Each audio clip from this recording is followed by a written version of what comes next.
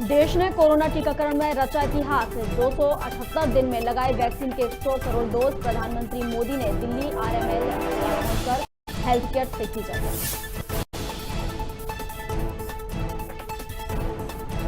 कांग्रेस महासचिव प्रियंका गांधी मृतक सफाई कर्मी के पहुंची घर। सफाई कर्मी की पत्नी के पोंछे आंसू। पोस्टमार्टम पर भी उठाए सवाल।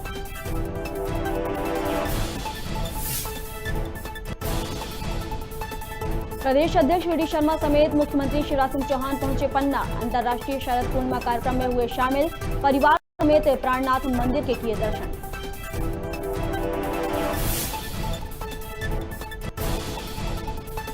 गाजियाबाद पुलिस ने गांजा तस्करी में बड़ी कार्रवाई की है। 50 लाख का 632 किलो गांजा जब्त किया। आरोपी हुए फरार।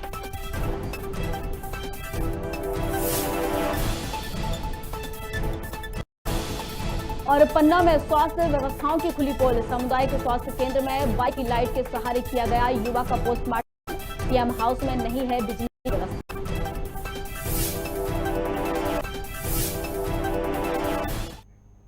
नमस्कार, खबर भारत देख रहे हैं आप। मैं हूं आपके साथ प्रियंका। चलिए बढ़ते हैं खबरों की ओर। बीजेपी प्रदेश अध्यक्ष वी डी शर्मा ने पृथ्वीपुर चुनावी सभा को संबोधित करते हुए कहा, इसी बुंदेलखंड में पृथ्वीपुर के अंदर किस प्रकार की गुंडागर्दी थी, जहां लोग सड़क पानी बिजली के लिए तरसते थे। साथ ही उन्होंने पूर्व मुख्यमंत्री दिग्विजय सिंह पर भी तंज कसा है और कहा कि यहां के प्रत्याशी तो दिग्विजय सिंह के इशारे पर काम करने वाले हैं। लोगों के साथ आतंक फैलाकर किस प्रकार से दहशतगर्दी का माहौल बनाया था।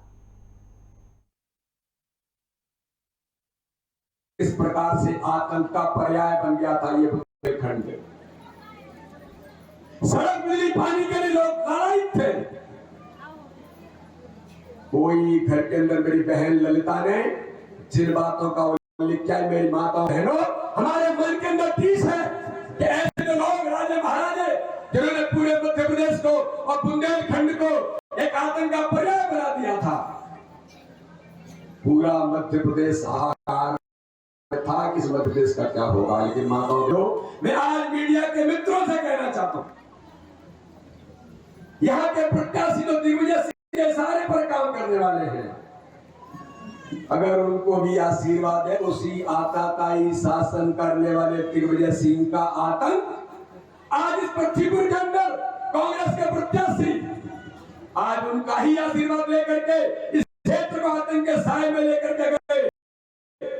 लोगों के साथ अन्याय, लोगों के साथ आतंक फैला करके हर समाज वर्ग के लोगों पर आज जिस प्रकार का दहशतगर्दी का माहौल बनाया था, तो मेरी माताओं बहनों में आपको याद दिलाना चाहता हूं।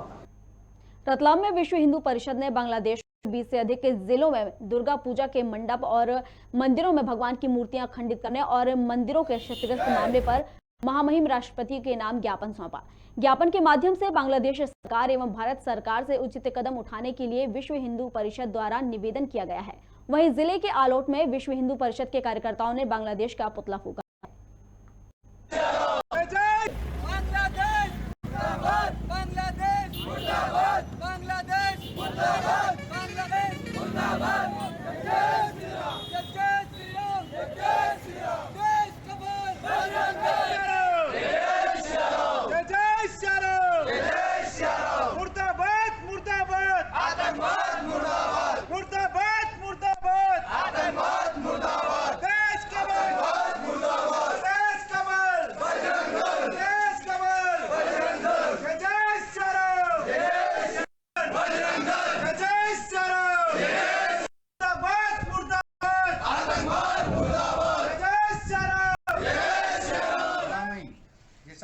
विदित है कि हमारे पड़ोसी देश पाकिस्तान, अफगानिस्तान और बांग्लादेश वहाँ पर बचे। हमने जो ज्ञापन दिया है राष्ट्रपति जी के नाम पे दिया है, और दूसरा जो अभी बांग्लादेश में हिंदू मंदिरों पे और हिंदू बहन बेटियों पर हमारे भाइयों की, हिंदू भाइयों की जो हत्याएं हो रही है, उसको लेकर दिया है। क्या मांग है आपकी? क्या मांग? हमारी मांग ये है कि जो भी वहाँ पे हमारे हिंदू भाई बहन रहते हैं, हमारे मंदिर की सुरक्षा हो, उनके संग जो जिस प्रकार की अभी घटनाएं हो रही हैं उन पर तुरंत रोक लगे, अन्यथा उस पर कड़े से कड़े कानून बनाए जाए और जिन दोषी जो हैं उनको कठिन से कठिन सजा हो। रेगांव उपचुनाव के सेमरवाड़ा जनसभा के दौरान मंत्री ब्रजेंद्र प्रताप सिंह का भाजपा प्रत्याशी प्रतिमा बागरी के बालों में फंसे चश्मा निकालने का वीडियो वायरल हो गया था, जिस पर कांग्रेस ने आपत्ति जताई थी। वहीं इस मामले पर पृथ्वीपुर सभा में कांग्रेस पर जमकर बरसे। उन्होंने कहा कि विपक्ष की ओछी मानसिकता है, वहां महिलाओं का सम्मान नहीं होता, वहां परिवार भाव नहीं है। साथ ही इस मामले पर सीएम भी कांग्रेस पर जमकर बरसे। खेद है कि वहां बहनें, वहां माताएं किस प्रकार से काम कर रही होंगी, किस ओछी मानसिकता को झेल रही होंगी। शायद उनकी नीयत ही ऐसी है कि देखते ही वो ऐसा है, और उनकी नीयत पे मुझे खेद है। अच्छा है कि उस परिवार के हिस्से से बहनों को दूर किया जाए। कांग्रेसियों की घटिया मानसिकता आप देखो, एक वीडियो वायरल कर रहे हैं और पुतले जला रहे हमारे मंत्री के। घटना क्या है, हमारी प्रत्याशी प्रतिमा खड़ी हुई तो बालों में चश्मा पीछे लटक रहा था, उलझा था, पूरा मंच बैठा था, मैं भी भाषण दे रहा था। उनने वो चश्मा जो बाल में लटक रहा था उसको निकाल के नीचे रख दिया। अगर भाई बहन का चश्मा बाल में लटक रहा निकाल के और नीचे रख दे, क्योंकि लटकना अच्छा नहीं दिख रहा था, पीछे बाल में चश्मा लटके तो अच्छा दिखेगा। बताओ ये कोई अपराध है क्या? अरे सबसे पूछा हूं अपराध है क्या? लेकिन इनकी घृणित मानसिकता देखिए, जाकी रही भावना जैसी, प्रभु मूरत देखी तिन तैसी। जो गलत विचार करते हैं वो गलत सोचते हैं, और उन्होंने हमारी बेटी को बदनाम करने की साजिश की। ये एक मध्य प्रदेश के बैरसिया में नगर परिषद में कार्यरत वेतनभोगी कर्मचारियों की एक बैठक आयोजित हुई। साहू धर्मशाला में आयोजित इस बैठक में कर्मचारियों की विभिन्न मांगों के संबंध में चर्चा की गई। कर्मचारियों के मुताबिक रिक्त पद पर नियमितीकरण की कार्रवाई जल्द करवाने और सीधी भर्ती जैसी मांगों पर चर्चा हुई है। साथ ही बताया है कि वेतनभोगी कर्मचारी निकाय और शासन स्तर पर ज्ञापन सौंपेंगे, और अगर मांगे पूरी नहीं की गई तो धरना प्रदर्शन और कलमबंद हड़ताल करेंगे।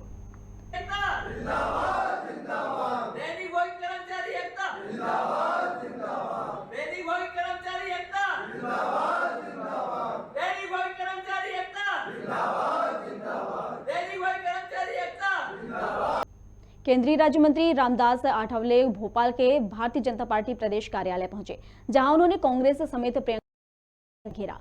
प्रियंका को आगरा जाने देने की पुलिस द्वारा रोकने पर उन्होंने कहा कि अगर प्रियंका गांधी सोच रही हैं कि इस तरह की राजनीति करके वह उत्तर प्रदेश में कांग्रेस की सरकार बना लेंगी तो वह गलतफहमी में है। उन्होंने आगे कहा कि राहुल गांधी को लोग नकार चुके हैं, इसलिए उन्होंने अध्यक्ष का पद छोड़ दिया है।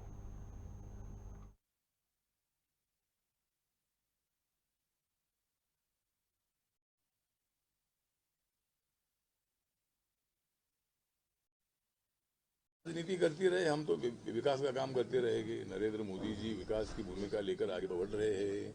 हमें राजनीति मतलब नहीं है, राजनीति जिनको करना होगा करे, और हमारी वोटों की राजनीति नहीं, हमारी विकास की राजनीति है। और विकास की राजनीति के माध्यम से माननीय नरेंद्र मोदी जी बहुत ही थिंकिंग करते हैं, बहुत बड़ा स्टडी करते हैं, और हर इशू पर मतलब जो योजना गरीबों तक पहुंचनी चाहिए इसी तरह की कोशिश करते हैं। इसीलिए कांग्रेस पार्टी को राजनीति करने के बगैर दूसरा कोई अल्टरनेटिव तो नहीं है। माननीय राहुल गांधी जी के अध्यक्षता में पार्टी को कोई ज़्यादा सफलता में मिली नहीं, इसलिए माननीय राहुल गांधी जी ने मतलब अपने पद का इस्तीफा दे दिया था। अभी सोनिया गांधी जी अध्यक्ष बन गई है, अभी राहुल गांधी जी बनने जा रहे हैं ऐसा कुछ मुझे सुनने में आया है।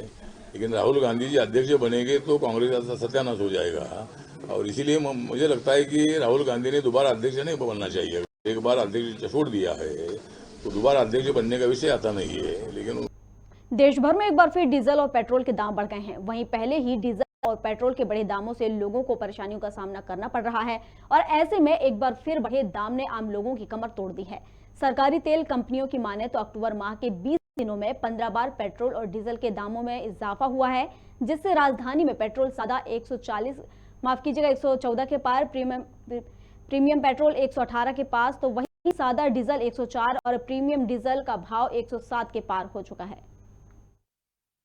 राजधानी भोपाल में 20 दिनों के अंदर लगातार 15 बार जो है डीजल और पेट्रोल के दाम बढ़े हैं। इस वक्त हम मौजूद है राजधानी भोपाल के एक पेट्रोल पंप पर, जहां पर आप देख सकते हैं कि जो रेट है आज राजधानी भोपाल में, अगर पेट्रोल की हम बात करें तो पेट्रोल 114 रुपये 77 पैसे, जो प्रीमियम पेट्रोल है उसका रेट जो है 118 ₹45 के आसपास यहाँ देखा जा रहा है। लेकिन राजधानी भोपाल में चीज ये भी देखी जाएगी, लगातार जिस प्रकार से जो रेट में बढ़ोतरी हुई है उसके बावजूद भी लगातार जो आम जन में जो जरूरतों की रोजमर्रा की जो चीजें हैं उसमें भी कहीं ना कहीं बढ़ोतरी देखी गई है। लगातार चाहे वो फल की बात हो, सब्जियों की बात हो, लगातार जो है रेटों का इजाफा यहाँ पर देखा जा रहा है राजधानी भोपाल में। लगातार इस वक्त हम जहाँ पेट्रोल पंप पे मौजूद है, हमारे साथ कुछ लोग भी जुड़े हुए। सर, पेट्रोल फिर से एक बार फिर महंगा हुआ है, क्या कहना चाहेंगे आप सरकार को? तो हुआ है महंगा, बहुत महंगा है। हाँ, तो क्या करना चाहिए सरकार को? सरकार को कम करना चाहिए। कम करना चाहिए। तो ये कुछ लोग और भी यहाँ पर मौजूद हैं जो लगातार जिस प्रकार से डीजल और पेट्रोल के दाम यहाँ पर बढ़े तो कहीं ना कहीं लोगों के जो रोजगार, जो रोजमर्रा की चीजें हैं उन पर भी कहीं ना कहीं इफेक्ट आ रहा है। कुछ महिलाएं भी यहाँ पर अगर आती हैं तो उनसे भी चर्चा करेंगे। सर, आज पेट्रोल फिर से महंगा हुआ, लगातार एक महीने में ये 15 जो है पेट्रोल फिर से महंगा हुआ है, क्या कहना चाहेंगे आप? सरकारी गलती है, गरीबों को परेशान कर रही है, काम धाम वालों को बहुत परेशान कर रही है, कितना नुकसान कर रही है। तेल है तो मीठा बढ़ा दिया, डीजल है, गैस है, ये सरकार तो जाना ही चाहिए, इसको तो निकलनी चाहिए। ये तो मोदी अमित शाह बहुत परेशान कर रहा है लोगों को। सरकार से ये रेट बढ़े हैं तो जो आपके जो आम लोगों, जो आम दिन का आपका बजट था उसमें कितना फर्क है? बहुत फर्क आ गया साहब। 80 रुपए 70 रुपए का पेट्रोल 116 रुपए 70 रुपए डल लिया है, 118 हो रहा है, पावर ये हो रहा है, तो कितना नुकसान हो रहा है। कमाई होती नहीं है, 200 रुपए कमाई तो 150 रुपए पेट्रोल में जा रहा है। अब आप बताओ क्या करें। कुछ लोग और भी यहाँ पर हम आए हैं, उनसे भी चर्चा करेंगे किस प्रकार से उनका जो बजट है कहीं ना कहीं बिगड़ा है। लगातार लोग जो है इस बात के लिए कोशिश कर रहे हैं कि कहीं ना कहीं डीजल पेट्रोल के दामों में कमी आना चाहिए। यहाँ पर कुछ और लोग भी जुड़े हुए लोग हैं हमारे साथ। सर, आज फिर से जो है लगातार इस महीने में 15वीं बार फिर से पेट्रोल के भाव बढ़े हैं, क्या कहना चाहेंगे आप? खुद मार्केट रेट पे चल रहा है, कोई दिक्कत है, मुझे कोई दिक्कत नहीं है। बैठे हैं 10 पैसे 15 पैसे बढ़ते रहे, ये तो अब कम नहीं होने हैं। लेकिन रोजमर्रा की जो चीजें हैं, जरूरत की चीजें, उनमें भी कहीं ना कहीं फर्क इस चीज को लेकर इम्पैक्ट पड़ेगा, लेकिन इसको कहीं ना कहीं अभी कोरोना का इम्पैक्ट भी इस पे है कि जो हम फ्री दवाइयाँ खा रहे हैं, दे ले रहे हैं, उसका एडवांटेज भी तो हमें मिल रहा है कहीं ना कहीं से, साइड बाई साइड में। कुछ दर्शक वो भी हैं जो ये साफ तौर पर जो कोरोना का समय है उसको भी लेकर जिस प्रकार से जो दवाइयां दी जा रही हैं, लोगों को जो सुविधाएं दी जा रही है, कहीं ना कहीं जिस प्रकार से बढ़ोतरी हो रही है उसमें कोई हर्ज की बात नहीं है। लेकिन जो आम आदमी है, जो डेली कमाने और डेली खाने वाले लोग हैं, तो कहीं ना कहीं इस पर उनका बड़ा फर्क देखने में आ रहा है। कैमरा पर्सन सतीश गुप्ता के साथ प्रदीप तलैया, खबर भारत, भोपाल। छत्तीसगढ़ की गरियाबंद पुलिस ने गांजा तस्करी के मामले में बड़ी सफलता हासिल की है। यहां की पांडुका थाना क्षेत्र पुलिस ने अंतर्राज्यीय गांजा तस्करों पर कार्रवाई करते हुए 632 किलो गांजा जब्त किया है, जिसकी कीमत लगभग 50 लाख रुपए आंकी जा रही है। दरअसल तस्करी के लिए एक स्कॉर्पियो गाड़ी में 158 पैकेट गांजे के जा रहे थे। वहीं पुलिस को देखकर वे सभी गाड़ी में गांजा छोड़कर फरार हो गए, जिसकी तलाश जारी है। बता दें कि जिले में अवैध तस्करी के मामले में लगातार कार्रवाई की जा रही है और पुलिस की 2 दिन में यह दूसरी बड़ी सफलता है।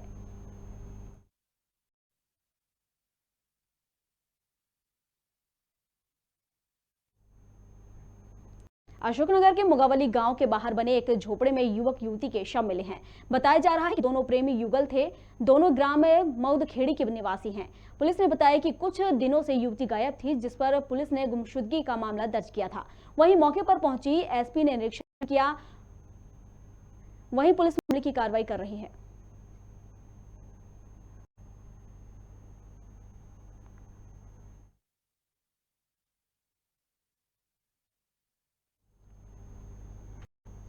छत्तीसगढ़ प्रदेश सहकारी कर्मचारी संघ ने सरगुजा संभाग में धान खरीदी नहीं करने पर सरगुजा कलेक्टर को ज्ञापन सौंपा है। समिति प्रबंधकों का कहना है कि समिति केंद्रों से धान का उठाव नहीं हो रहा है, जिसका खामियाजा समिति प्रबंधकों को उठाना पड़ रहा है। वहीं समिति केंद्रों में किसी प्रकार से नुकसान होने पर भरपाई समिति प्रबंधकों को करना पड़ता है। आपको बता दें कि बीते वर्ष की गई धान खरीदी का उठाव अभी तक नहीं किया गया है, जिसके कारण संभाग भर के समिति प्रबंधकों को काफी नुकसान उठाना पड़ा है। इनका कहना ये है कि जो विपणन संघ है वो सही समय पर धान उठाव नहीं करता है, जिसके कारण जो पिछले बार अभी शॉर्टेज हुआ इतना, इसकी जवाबदारी कौन लेगा। और आगे ऐसी व्यवस्था बनाई जाए ताकि जो एग्रीमेंट होता है विपणन संघ से बैंक का और समिति का, वो कम से कम मान्य हो। यदि 72 घंटे लिखता है तो 72 घंटे के अंदर विपणन संघ उठा करे। उसके बाद इनकी जवाबदारी बोले हमारी 0 छोटे शहर की जवाबदारी हम ये सब मुद्दा उससे जुड़ा हुआ धान नहीं खरीदना कि यदि ऐसा ये शर्तें जो रख रहे हैं, जो आप ज्ञापन दिए हैं, यदि इन बिंदुओं पर विचार शासन द्वारा नहीं किया जाता है। इनको इस साल क्या है, मौसम खराब हुआ, समय पर उठाव नहीं हुआ धान, इसलिए सभी को शॉर्टेज हो गया है धान का। इसलिए सभी कर्मचारी लोग काफ़ी परेशान हैं, क्योंकि समिति स्तर पर किसी प्रकार का शॉर्टेज का अलाव नहीं है और प्रशासन और सबके द्वारा दबाव बनाया जा रहा है कि इनके ऊपर कार्रवाई की जाए। क्योंकि मौसम खराब रहा, समय से उठाव नहीं हुआ, तो स्वाभाविक है धान बाहर रखा हुआ था, खराब होना ही था। और इस पर इनकी जो मांग की जा रही है कि भाई इसमें कुछ छूट मिलना चाहिए। दूसरा, इन्होंने ज्ञापन दिया हुआ, मान लीजिए कि उठाव समय से कराया जाए, जिससे खरीदी प्रभावित ना हो और किसानों को भी उसका लाभ मिल सके और इनका नुकसान ना हो पाए। और जो प्रोत्साहन राशि मिलता है उसे बढ़ाया जाए। जो 72 घंटा के अंदर धान उठाव होने का नियम था, उस नियम को लागू किया जाए और बफर लिमिट को कम किया जाए और ट्रांसपोर्टिंग का समय पे परिवहन करवाया जाए। अभी धान खरीदी का फिर से समय हो गया है और पिछला जो धान खरीदी है सही समय पे नहीं परिवहन होने के कारण, नीतियों के गलती के कारण से समिति प्रबंधक के ऊपर रिकवरी और FIR का धमकी दिया जा रहा है और पैसा ज़बरदस्ती भरवाया जा रहा है, जिससे हमारे बहुत सारे समिति कर्मचारी भाई भयभीत और परेशान हैं, मानसिक रूप से भी टार्चर हो रहे हैं। केंद्रीय राज्य मंत्री रामदास आठवले राजधानी भोपाल के हलालपुर में चल रहे एक कार्यक्रम में शामिल हुए। इस दौरान रिपब्लिक पार्टी ऑफ इंडिया के अल्पसंख्यक मोर्चा के प्रदेश अध्यक्ष मोहम्मद इकबाल खान को मंच पर सम्मान नहीं मिला, जिससे नाराज होकर वह मंच से उतर चले गए। उन्हें मनाने का प्रयास किया गया। वहीं मोहम्मद इकबाल खान ने आरोप लगाए हैं कि मध्य प्रदेश में पार्टी अपना विस्तार कर रही है, लेकिन कुछ गलत लोगों को प्रभारी बनाने के कारण पार्टी को तोड़ने का प्रयास किया जा रहा है।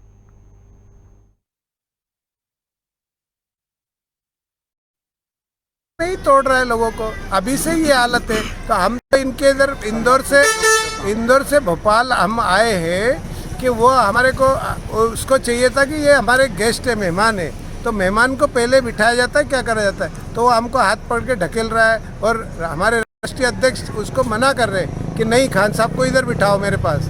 तो इस बात को लेकर उसको हमारे राष्ट्रीय अध्यक्ष महोदय का जो है मान सम्मान उसने नहीं रखा और उसके बाद जो है जब वो ऐसा कर रहा है हमारे साथ में, तो मैं ऐसे इंसान के साथ में जुड़ के काम नहीं करना चाहता। अब मैं सर से, हमारे राष्ट्रीय अध्यक्ष महोदय से पर्सनल बात करूंगा और उनसे निवेदन करूंगा कि ये पहले दिन से ये हालत है इनकी, तो ये आगे राष्ट्रीय ये पद इनको दे दो, ये क्या पद संभालेंगे। इसीलिए पार्टी का जनाधार कहा जाएगा, पार्टी को मजबूत करने का काम है कि पार्टी में लोगों को तोड़ने का काम है। आयोग में मुख्यमंत्री के खिलाफ शिकायत दर्ज कराई है। कांग्रेस ने आरोप लगाए हैं कि मुख्यमंत्री जोवट में चुनाव प्रचार के दौरान जनता को प्रलोभन दे रहे थे। कांग्रेस प्रवक्ता JP धनोपिया ने कहा कि उदयगढ़ को तहसील और आदिवासियों को खेत और आवास के मुफ्त जमीन देने की घोषणा करना आचार संहिता का उल्लंघन है। उन्होंने मुख्यमंत्री शिवराज सिंह के खिलाफ आचार संहिता का उल्लंघन करने का प्रकरण दर्ज करने की मांग की है। मध्य प्रदेश में खंडवा लोकसभा, पृथ्वीपुर, रैगांव और जोवट में विधानसभा के उपचुनाव हो रहे हैं। मध्य प्रदेश के मुख्यमंत्री और उनके मंत्रीगण, भाजपा के नेता लगातार आचार संहिता का उल्लंघन कर रहे हैं।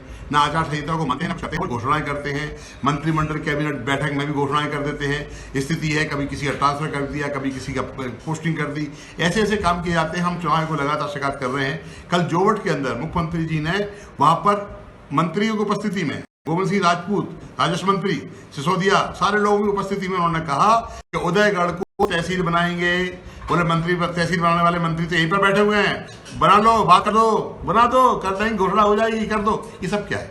साथ ही उन्होंने भाषण देते हुए कहा कि आदिवासी भाइयों, हम खेती के लिए और मकान बनाने के लिए आप जमीन के मुफ्त में अलग अलग पट्टे देंगे, आप चिंता मत करिए, आप भाजपा को जिताइए।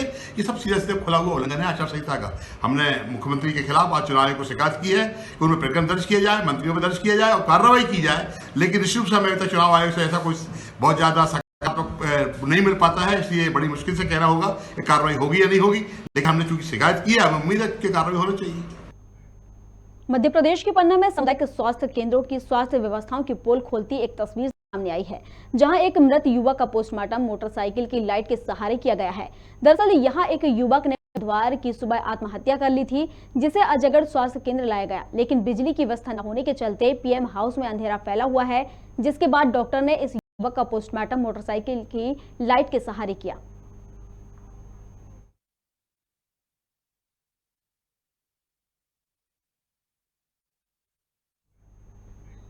मध्य प्रदेश के ग्वालियर में एक बुजुर्ग व्यक्ति ने नाबालिग बच्ची को टॉफी का लालच देकर आपत्तिजनक वीडियो दिखाए और उसके साथ छेड़छाड़ की। इस आरोपी को जघन्य अपराध की श्रेणी में लाने के लिए महिला कांग्रेस ने ग्वालियर पुलिस अधीक्षक को ज्ञापन सौंपा है। इस मामले में कांग्रेस महिला जिला अध्यक्ष रुचि ठाकुर गुप्ता का कहना है कि मासूम बच्चियों के साथ इस तरह के अपराधों को जघन्य अपराधों की श्रेणी में लाना चाहिए। अभी कुछ दिन पहले एक बुजुर्ग व्यक्ति ने 3 बच्चियों को टॉफी देने के बहाने घर पर बुलाया और उनके साथ गलत हरकत दी है। इसको लेकर आज हमने जो अधीक्षक ये हैं उनको हमने एक ज्ञापन दिया पुलिस अधीक्षक और उनको ये बोला है कि इसको जघन्य अपराध की श्रेणी में लिया जाए। हालांकि आरोपी पकड़ा गया है, बट ऐसे आरोपी बड़ी जल्दी छूट भी जाते हैं, तो वो छूटने के बाद और ज्यादा आक्रामक हो जाते हैं। तो उनको ये लेकर उनको बोला है कि ये व्यक्ति ना तो छूटे और इसको देखरेख में इन बच्चियों को रखा जाए और जघन्य अपराध की श्रेणी में लेकर ऐसे व्यक्तियों को ऐसी सजा दी जाए ताकि ये एग्जाम्पल सेट हो समाज में और ऐसे जो दरिंदे घूम रहे हैं उनको ये सबक मिले कि इस प्रकार की अगर वो हरकत करते हैं तो उनको भविष्य में किस प्रकार के दुष्परिणामों को झेलना पड़ेगा। तो इसके लिए आज हमने ज्ञापन दिया है। ये अभी ग्वालियर थाना जनक क्षेत्र अंतर्गत एक प्रकरण हुआ था जिसमें कि एक वृद्ध व्यक्ति ने छोटी बच्ची को अपने मोबाइल पे एक पॉर्न फिल्म दिखाई थी जिसमें प्रकरण पंजीबद्ध किया गया था और चूंकि छोटी बच्ची से जुड़ा हुआ मामला था तो इसमें गिरफ्तारी भी हो गई। हम इसको सनसनीखेज जो प्रकरणों की श्रेणी में रखेंगे और हमारा प्रयास इसमें रहेगा कि अच्छी विवेचना करा के माननीय न्यायालय से सजा दिलाए। इस संबंध में ही ये ज्ञापन दिया गया था कि इसमें जो आरोपी है उसको कड़ी से कड़ी सजा मिलनी चाहिए। वो पुलिस का इन्वेस्टिगेशन इसमें अच्छा रहे, ये हमारा प्रयास है। छत्तीसगढ़ के बलरामपुर में प्रधानमंत्री आवास योजना में भ्रष्टाचार का मामला सामने आया है, जहां बलरामपुर जिले के सरपंच और करी ग्राम पंचायत में सालों पहले मृत 2 व्यक्तियों को हितग्राही बनाकर आवास आवंटित कर दिए हैं। वहीं दूसरी तरफ मृतकों के परिजन टूटे फूटे घर पर रहने मजबूर हैं। ग्राम पंचायत में 2 ऐसे हितग्राहियों को प्रधानमंत्री आवास योजना के आवास आवंटित हुए जिनकी लगभग 7 साल पहले मौत हो चुकी थी। वहीं इन मृतक व्यक्तियों के परिजन टूटे मकानों में रहने को मजबूर हैं। मृतकों के परिजनों का आरोप है कि गांव के सरपंच और सचिव ने मिलीभगत करके 2 ऐसे व्यक्तियों के नाम पर 2018 में आवास स्वीकृत किए हैं जिनकी मृत्यु हो चुकी थी। साथ ही पंचायत में नियुक्ति आवास मित्र ने फर्जी खाता नंबर देकर आवास के पैसे आहरित कर लिए हैं। आवास तो बड़ों को जरूर आ रहा है बंधुराम का, ओके भाई ओको 6 साल हो गए डेट हो गए तो भाई ओकर जानकारी पैसा डाल रहा है, पता नहीं कैसे कर दिहन निकाल के ओके खा लिहन आवास तो बनल नहीं तो भाई हमरे ना जानकारी भाई आल रहे घर हमारे पिताजी का समारोह के पक्की में पैसों निकाल खा ले हैं अजियत खा था मतलब झपड़ी में क्या करी आवास का बने था